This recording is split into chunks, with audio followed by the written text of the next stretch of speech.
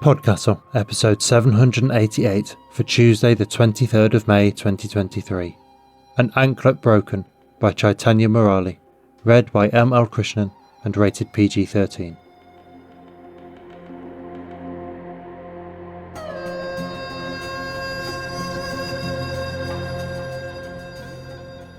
Good morning, good day, good afternoon and good evening, and welcome to PodCastle, the flying castle of fantasy fiction. I'm your host, Matt Dovey, and it is my pleasure to present for your enjoyment An Anklet Broken by Chaitanya Murali, narrated by M.L. Krishnan. I am very proud to say that this episode is another PodCastle original from Chaitanya. Chaitanya Murali is an author and game designer based out of Bangalore, India. When he isn't writing, he spends his time obsessing over sports stats. M.L. Krishnan originally hails from the coastal shores of Tamil Nadu, India. She is a 2019 graduate of the Clarion West Writers' Workshop, and her work has appeared, or is forthcoming in, The Offing, Apparition Lit, Baffling Magazine, Paper Darts, Sonoro Review and elsewhere. You can find her on Twitter at M.L. Krishnan. And now pay attention, for our tale is about to begin, and it is tired of being ignored for others.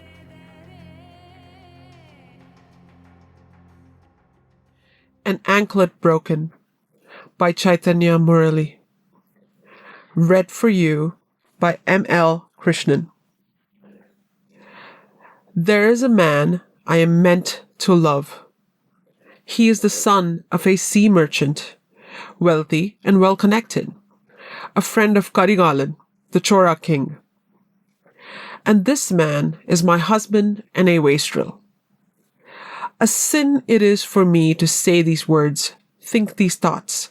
But what else do you call a man who has pulled you from the sea and married you, only to then leave you for a courtesan?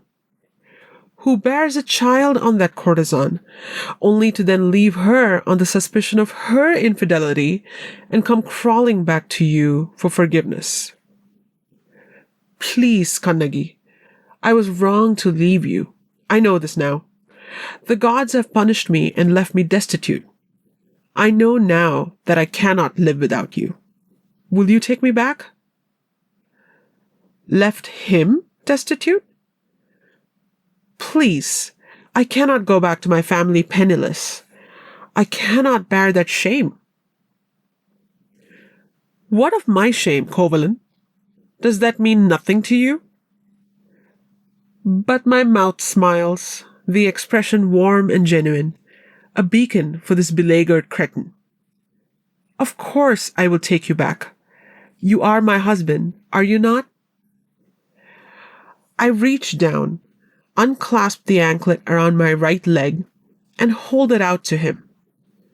Kovalan stares at it, confusion etched into his face. He does not recognize it. You gave this to me when we were first married. There are sapphires inside. We can pawn this for some money. Start anew. The hand that reaches out to grasp mine is sweaty, and the feeling is of oil that will stick to my skin forever. When it retracts, it takes with it the anklet, grasping it the way a drowning man grasps a life rope. Sapphires, yes, your favorite. If my loving husband knew anything, he would know that they are not my favorite. I do not like sapphires. I have always been partial to pearls. I am a girl of the open seas. I have lived upon them and beneath their waves. What beauty would I see in rock and stone from the earth? Sapphires in particular, I detest. Cheap imitations of water fashioned from stone. They are false and they are wrong, and a perfect representation of this marriage. These sapphires are more than just a display of his indifference towards me. They are chains of fire, tying me down to this man, keeping me from leaving. That was the bargain I entered into when I left the waves, younger and captivated by a soul of the land. I bound my power within them, fashioned the anklets to store them, and gave myself over to him. I did this for him, to prove my love. I am meant to love this man, but I am tired of love. And because of that curse of love, I am trapped, tied to him. As long as either of the anklets is in our possession, we are bound to one another. But he does not remember this, does not care for the sacrifice I made. And so I make this gamble. He beams, spinning the anklet to hear the stones trill. He does not look at my face, does not hear me whisper, "May this gift be the ruin of you, Covalin." He does not tell me of his escapades during the 2 years we were apart.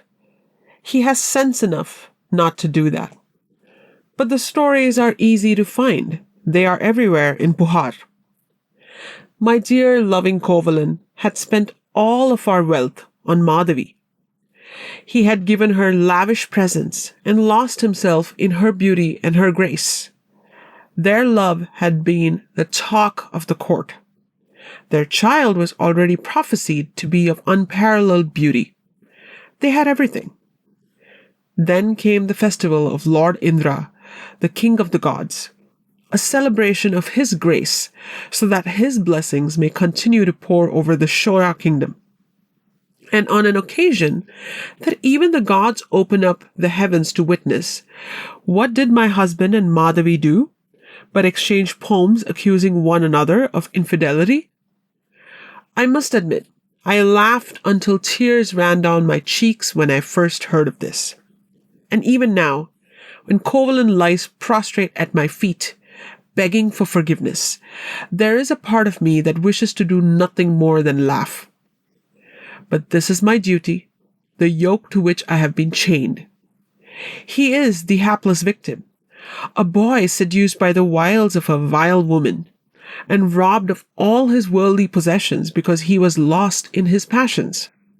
There was nothing he could do to stop it.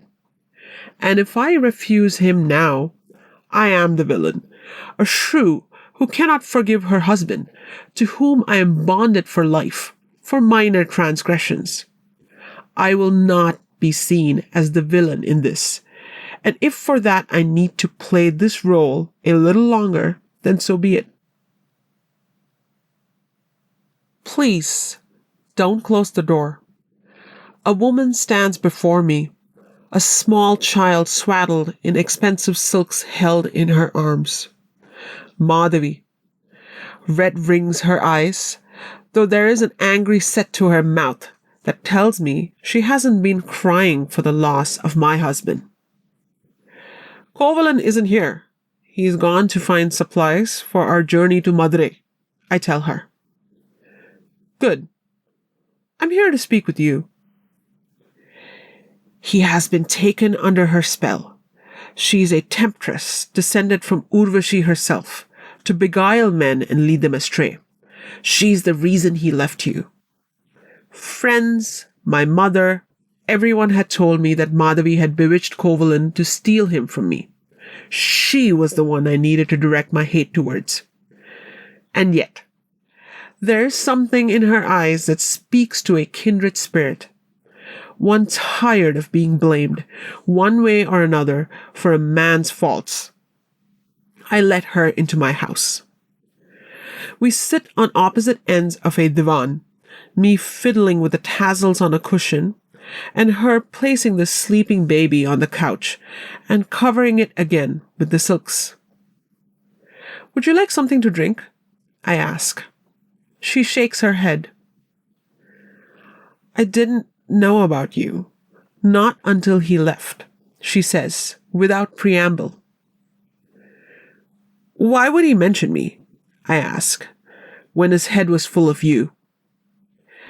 It comes out bitter, jagged, cutting the easiest target. But to my surprise, she laughs. The same jaded, uncontrollable laugh that had spilled from me when I heard about them. What good did that do me? Covalent's favor is as fickle as the wind at sea. It flits back and forth, ever gentle, but also ever threatening to tear you down at a moment's notice. Your grip slackens for but a moment, and you are ruined. The ghost of a smile plays on my lips, and I can see the same reflected on hers. The child, my daughter Manimegale, is a bastard, and in the eyes of this court, I am now tainted, a piece of refuse to be discarded, she says. In the eyes of the world, I have ever been that since he left. And are you happy with that? Happy then that he has come back to you? I have been conditioned to say yes, to seek for nothing more than my husband's happiness. If he is happy, then that is all the sustenance I need. No, I say through gritted teeth. Then we are in agreement, Madhavi asks. I nod. What should we do? We show them our dissatisfaction. Kovalan and I leave for Madurai a month later.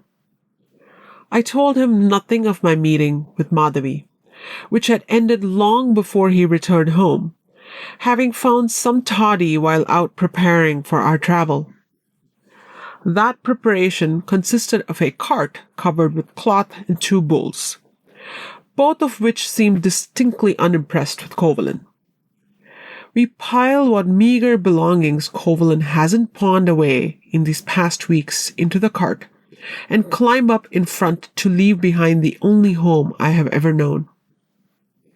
I look back once, take in its grace, from the granite pillars at the door carved into steps, depicting Indra, Vayu, and the other gods in their conquests.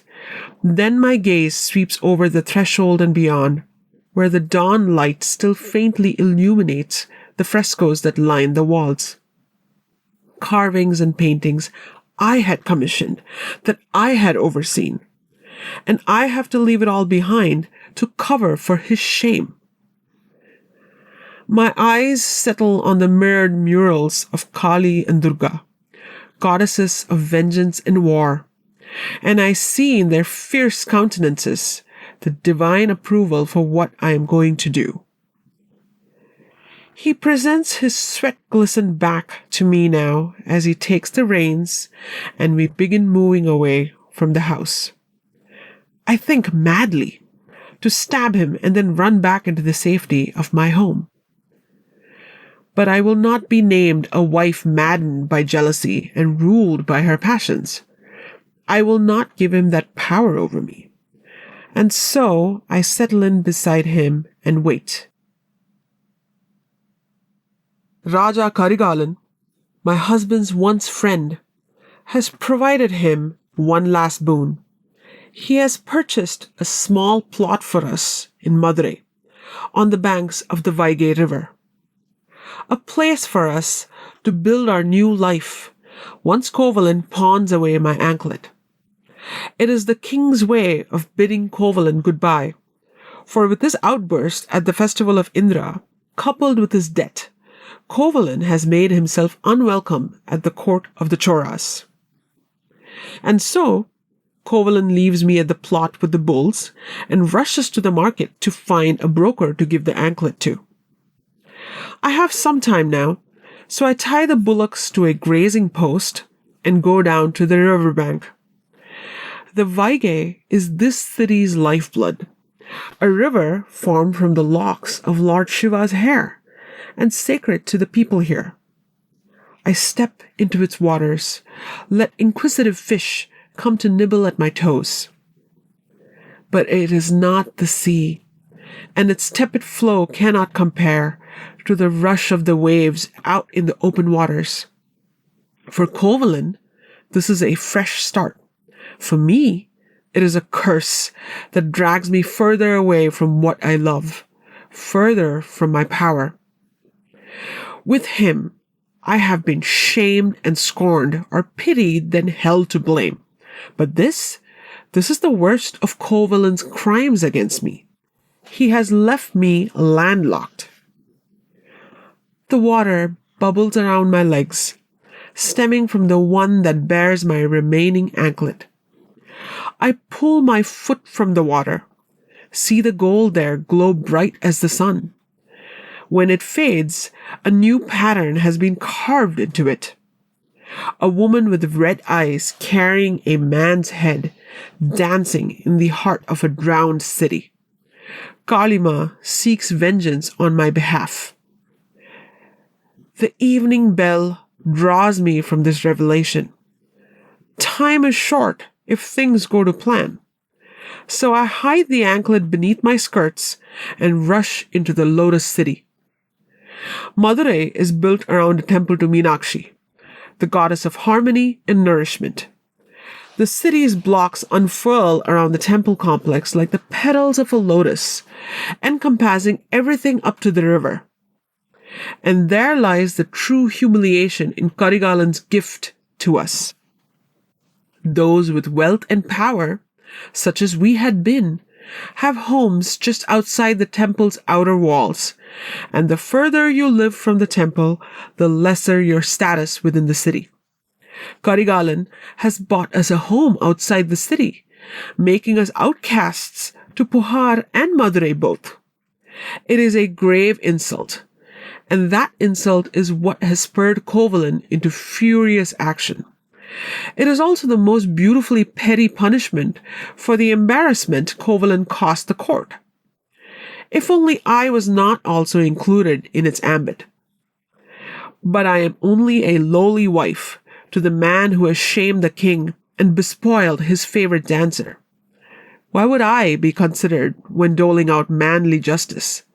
If nothing else, I'm equally at fault here for not satisfying my husband's needs and thereby driving him into Madhavi's arms. I shake the bitterness away. Is that not why we are doing this? To tell them, or Kovalan at the least, that I will not accept this life? I can see the temple's 4 gateway towers now, rising like mountains into the evening sky. The golden shikaras atop them spears that seek to reach into the heavens. As the sun sinks beneath these shikaras, I rush to the south gate, where we had promised to meet. Madhavi waits under it, staring up into the pillars and sculptures that rise beyond what my eyes can see, lost in thought. When I reach her, she points up into one of the lowest steps on the tower, where a number of women pirouette and contort before a man seated on an elephant. His eyes are blue-white, and the throne he's sitting on is made of bolts of lightning. Indra, god of storms, king of the gods. He is not who Madhavi is pointing to. I follow her finger to the woman at the head of Indra's entourage, the lead dancer, Urvashi. The sculpture has no face. Its body is broadly attractive, much like the other dancers, but while they each have distinct faces and expressions carved into them, giving life to their performances, Urvashi's is left blank. My mother. An Apsara, immortal and powerful beyond our reckoning, Madhavi says. Why does she have no face? Anyone who has ever tried to commit her face to art, be it in stone or in painting, has been visited in their dreams by Indra, to be reprimanded and then threatened for their attempts to steal away his favorite. Only he says, is allowed to guide her trysts. She scowls at the sculpture of the god sitting smug on his throne. You have spoken with him? My father was a priest, a penitent looking to fast in meditation until he earned the favor of the gods. Unfortunately for him, the only god who took notice was Indra. He feared my father's penance would eventually earn him a place amongst the pantheon, something he abhors, and so he sent my mother to discourage his efforts. She stayed with him until she had me, and then she was taken back by Indra. And my father, when he saw her in my face, cast me away. So you tried to reach her? She nods. Only for Indra to tell me when I was 10 that if I continued my attempts, he would be forced to take away my vision so that I could never see anything, let alone her, again. Can she not escape? I know the question is foolish even as it leaves my lips. Madhavi does not embarrass me with an answer, only smiles faintly as she stares into the empty face that is her mother. Is it done? I ask her finally. She pulls out an anklet from where she had tucked it into her skirts and hands it to me. It is almost identical to mine, a golden band about an inch thick and hollow in the middle. I shake it, hear the pearls within rattle. I took it from the queen's room while she slept. The guards know better than to stop dancers from entering rooms past dark, she says with a shrug, though the words are jaded. And they know of its loss? I ask, handing it back to her. A crier offered a reward in the morning, 200 gems for whoever returned it to the palace. Kovalan would have been caught by now, then. More than that, King Nedunjarian will likely want him executed for this, Madhavi says, sounding almost bored. Killed? I ask aghast. You didn't say he'd be killed. Madhavi shrugged. The king is incensed that someone dared steal from him. I don't believe he will be in a mood to only have Kovalan's hand cut off. We need to go to the palace immediately. There's no use to any of this if he dies before we reach there, I say. Doesn't matter. He will no longer be a stain on our lives. We can finally be clean of him. I shake my head furiously. I do not wish for him to die like this, for a crime he did not even commit. This is not the justice I want. No, I have to stop this. Madhavi weighs this in her mind for a moment and then asks, Is there anything you can do? I feel my remaining anklet pulse against my skin. We should go quickly, I reply, nodding. The palace sits on the opposite side of the temple complex from us and is dwarfed by it. To compensate for that, every surface, bearing the dirt floor, within it is inlaid with gemstones, every relief plated in solid gold. We enter its mandapam, a many-pillared hallway that serves as a resting area, or, as it presently is, an audience hall. A crowd has gathered here, lined up near the front of the hall, where King Nedunjarian and his queen are seated upon thrones raised on a platform. The king holds aloft an item that glints in the torchlight. An anklet. We push through the crowd, come up to its front just before the ring of soldiers that separates us from the king, to see Kovalan, chained and kneeling in front of Madurai's rulers. A gag has been placed over his mouth, stifling his protests. A man steps out of the shadows behind the thrones. He's big and carries a giant sword that curves like an ocean wave. It's starting. For the crime of stealing from the royal palace, the court crier calls. For the crime of stealing in the holy city of Madurai, the accused is condemned to death. They haven't even given him a chance to speak. The executioner climbs down from the pavilion, one earth-shaking step at a time. The king behind him yawns. Death? The king has not even given the anklet to his queen to check if it is hers, and still he wants to sentence Covalent to death? They would steal even this small measure of justice from me? Is there nothing in this world that will allow me this? Their hedonism will hound me, curse me until the end of my days. Covalent was presented Madhavi as a gift, one given between rich and powerful men, a measure of the bond they held. Karigalan's favorite dancer, given to his favorite courtier, an object to be traded and passed between men. And me, an object to be discarded in favor of something new and shiny. And now, Nedanjarian's verdict has little to do with justice. He is simply furious that a man other than he has entered his queen's chambers, has gazed upon her as she slept. His possession has been sullied, and a part of him will wonder, will question, if this was theft at all, or if she let him in. This execution stems from the jealousy of his loins. Pathetic. When the god they worship is lauded for his hubris, why should his subjects be any different? Covalent deserves punishment, but he deserves it at my hand and at Madhavi's. He must live with that guilt, with the understanding of his sins. It means nothing if he dies.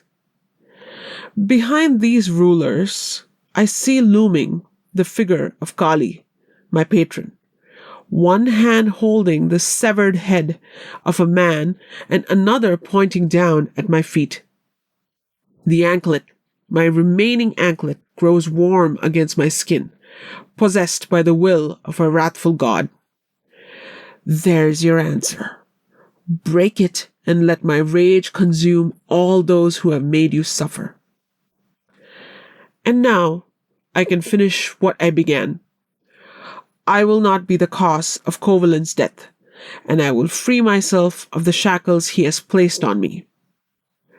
I pull my hand free of Madhavi and reach down to remove my left anklet. When I hold it up and step forward, the soldiers part in confusion.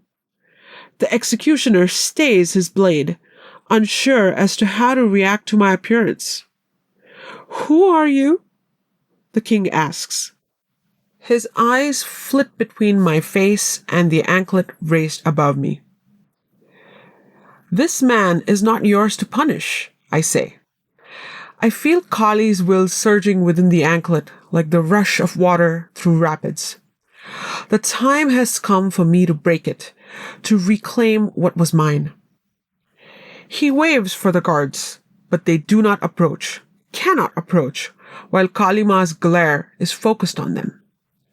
I take one more step toward him. "Who are you?" he asks again, confused. "This man is my husband, and it is not your queen's anklet that he was trying to pawn, but my own," I say. "I ask you, check the gems within the anklet you hold. You will find them filled with sapphires, not pearls." "You think I do not know the gift I gave my own wife? That I would mistake it for the cheap imitation you hold?" he cries. "Thieves and liars both. You can go with him into death then." He waves his soldiers forward, but before they can move, Madhavi pushes through them to join me in front of Covalent, taking my free hand in hers. "Madhavi?" Now King Nedanjarian is shocked. "You too are part of this? You would betray me after I took you in?" "You do not understand, sire," she says. "What this woman says is true." "You, a dancer, would dare to shame your king in his own court?" He rises from his seat, face red with apoplectic rage. In doing so, he drops the anklet he had reclaimed from Covalent, and the queen stoops to pick it up as it rolls past her. "This isn't mine," his queen interrupts, and Nerdingerian stops halfway from his throne. What? The girl is right. This is not my anklet. The reliefs carved into it are different, and it's heavier than mine, she continues. But it is quite exquisite. Sapphires, you said? I always did like them better than pearls. Girl, would you give me the one in your hand? For it, you can take your husband and go. Her words catch me off guard, throw me from the trance I had entered. I stumble now, unsure of how to respond to her, and still feeling the power within the anklet struggle for release. Davy, you would have me release them? Nerdingerian asks. His face is turning a deeper shade of purple now. She gets her husband, and I get these wonderful anklets. I see no reason why we shouldn't release them, the queen says. What say you, girl? Is this fair? I want to correct them. I want to tell them that I have not done this out of affection for Covalin. But I also want to be rid of this burden so badly. If only it was that easy. I cannot give it to you, my lady. My purpose is to break it, to reclaim the power within for myself, to cut myself free of my bonds. You cannot possibly break something this beautiful, the queen says, aghast. I cannot allow it. Give them to me if all you want is to be rid of them. Another, who is used to having everything handed to them on demand, who does not understand anything beyond themselves. I turn to the crowd beyond our small circle. What is within these anklets is not meant for a city so far from the sea. Giving it away here would mean your ruin. I am met with vacant stares, my words falling on ears deaf to anything but drama. The anklet warms in my hand now. Kalima is growing tired of waiting for her justice. But the king has other plans. When I turn back to face him, he's standing right in front of me, his arm raised. I hear the slap more than I feel it at first. A thump that reverberates through my cheekbones and into my skull. It throws me from my feet to land against Covalin. The anklet rolls free towards the pavilion, where Queen Dovey waits to pick it up. There's nothing I can do. Hands grab at my shoulders, pulling me around to stare directly into Madhavi's gold-green eyes. Are you all right? She asks, her eyebrow crinkling in concern as she scans my cheek for injury. I'm fine, I croak, taking her hand and stumbling back to my feet. Covalin grunts somewhere behind me, but I pay him no heed. The queen holds both anklets now, and she is enamored by them. The sapphires tinkle as she twirls them, looking for signs of azure in the grooves carved into the bands. We are forgotten to her. Nerdingerian, however, has eyes only for us. He stands where he slapped me, the back of his hand red with the effort, and glares. First, you shame me before my subjects. Then you reject the generosity of my wife? You had your freedom and his, but you chose to spit in our faces instead. So be it then. The original sentence will be carried out. His words are met with a gasp from the crowd, who do nothing else to intervene. The executioner does not move, still too stunned by the events of the past few minutes to act. I smell it before I see anything. Salt-crusted wood, barnacles, and the reek of a seagull covered in its own shit. They pass me on a ghost wind and surge towards the anklets. Those were mine. Mine to give and mine to break. She cannot control what I have placed within them. The queen shrieks as the gold turns red hot, falling from her singed hands to clatter onto the floor. The anklets melt where they have fallen, fading into the earth and leaving behind only the sapphires, which glow with a light of their own. I feel the weight of my bonds fade from my chest, and I gasp, gulping in air like a woman who has dived too long. I am free. I am whole. The gemstones fade and sink into the ground, soaking the dirt as if they were liquid. And from that dark patch, water spouts forth, first a trickle, and then more powerfully, a jet that cascades over the throne, forcing Nedingerian to scramble back in an attempt to save his expensive clothes from the deluge. But the water is not sated with just that. It turns the color of blood, spreading out from the pavilion to encircle Madhavi, Kovalan, and me. I run my hand through the whirlpool that encircles us, relishing the feel of sea foam fizzing against my skin. But this water is not mine to command. It has been turned to Kalima's will, and that is not a force which can be denied.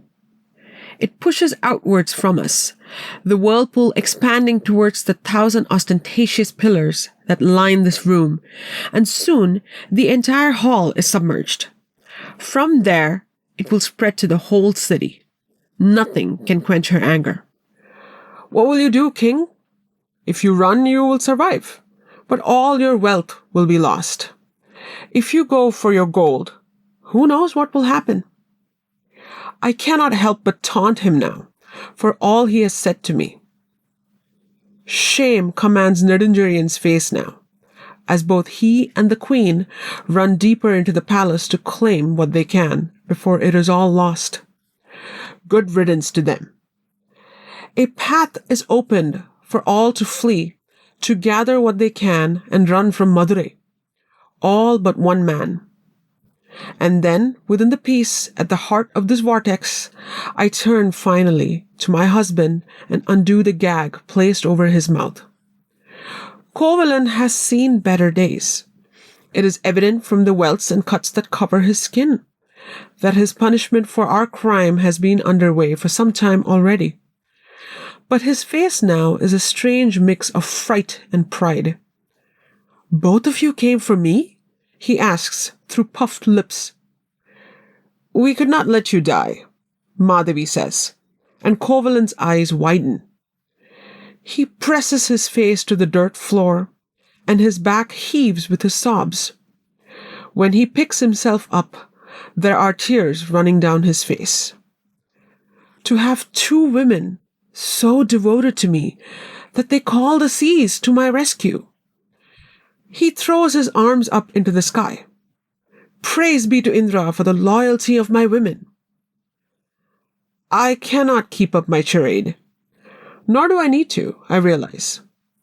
Madhavi and I exchange a glance, and we see the same disgust reflected in each other's eyes. I take the queen's anklet from my waist and break it in my hands. The pearls I let fall one at a time, to lie in front of Kovalan. His sermon falters in sudden confusion, but for all his faults, Kovalan is not a stupid man. Understanding takes root in him quickly. You set me up. He swivels on his knees to Madhavi. The king knows you. Is this where you came when you disappeared from Puhar? He turns back to me. Was everything then a lie? You took me back, wanted me back. I kneel down in front of him, press one hand to his cheek, feel him wince at the chill of it. All I want, husband, is justice. For me, for her, and for everyone wronged by the arrogance of men. So you had me framed for this crime? Had me sentenced to death? He asks. Framed, yes. But then we intended to come with the queen's anklet and receive her reward. And you would have been free to go where you pleased. Your execution was not part of the plan. We wanted for you to learn a lesson. Why not just let me die then? If you both hate me so, why not leave me to this fate? Because we are not murderers, Madhavi says. He crumples into himself. What will you do now? He asks, his eyes turned downward, away from us. I pick up the executioner's blade from where it was discarded and use it to cut his bonds, and I smile softly at his wince. What should I do? Kovalan asks, rubbing his wrists. I wave out into the drowning city. Go where you will, Kovalan. It is not for me to tell you what to do. Sending me out there is akin to a death sentence, Kannagi. Please, take me with you. You cannot just leave me here like this. Like you did to each of us? I ask. His mouth works, but no words come out. No, Kovalan, I owe you nothing anymore. Our bond is broken. My freedom from you was the cost for your life. And with that freedom now, I will not spend another minute in your company. He slumps to the floor, defeated, until a pillar falls near us, its crash startling my once husband into motion. His battle lost, he flees from us, turning back once to plead, but whatever he sees frightens him, and he runs as if his life depends on it. Madhavi looks at me. I left my daughter in a monastery a little way outside the city. Would you like to come with me to get her? There is nothing I would rather do more.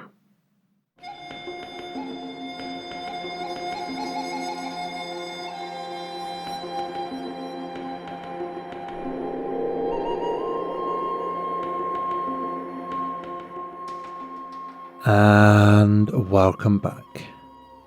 That was An Anklet Broken by Chaitanya Murali, and if you enjoyed that, you should go back and listen to episode 723 from last year, Just One Last Mango, which was Chaitanya's professional debut, and a stunning one at that. Chaitanya noted that this one is an adaptation of a story from an ancient Tamil epic called the Silappatikaram. Thank you, Chaitanya. So, it's probably not spoiling too much about how the proverbial sausage is made to say that I usually record 2 or 3 host spots together, and I'm recording this one at the same time as last week's Flash Bonanza, where I talked about inactive protagonists, particularly for marginalised folk. And it's maybe my pattern match in getting a bit overactive, but it feels like that applies here, too. Kannagi's path through court and through all her troubles is so constrained and narrow. It is no more than a thread that she follows. And, just like a thread, it is made far stronger when entwined with another.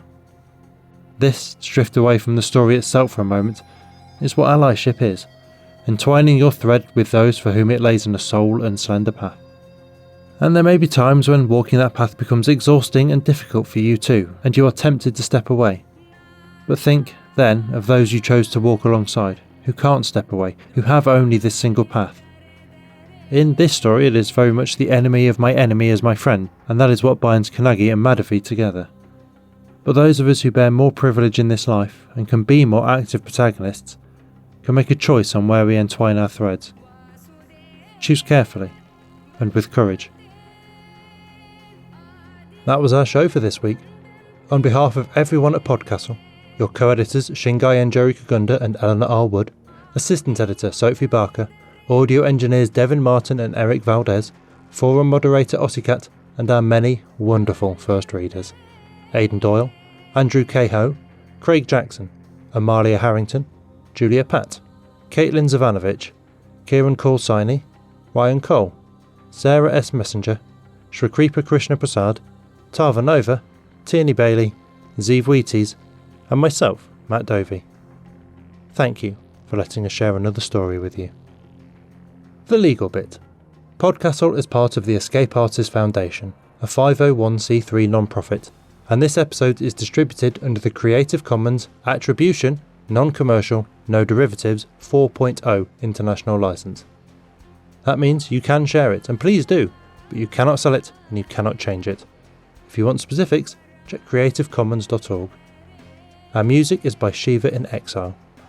Everything we do on PodCastle is 100% donor funded, and if you'd like to support what we and the rest of EA do, please join us on our Patreon at patreon.com/EApodcast.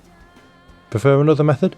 There's details for supporting us via Twitch, Amazon Prime, Ko-fi and PayPal on escapeartist.net. We'll be back next Tuesday with another fantastic tale. In the meantime, you might care to check our sister podcasts, Escape Pod for science fiction, Pseudopod for horror, Cast of Wonders for YA speculative fiction, and Cat's Cast for cat fiction. If your heart belongs to us, though, we'll see you next week. Be safe and be kind.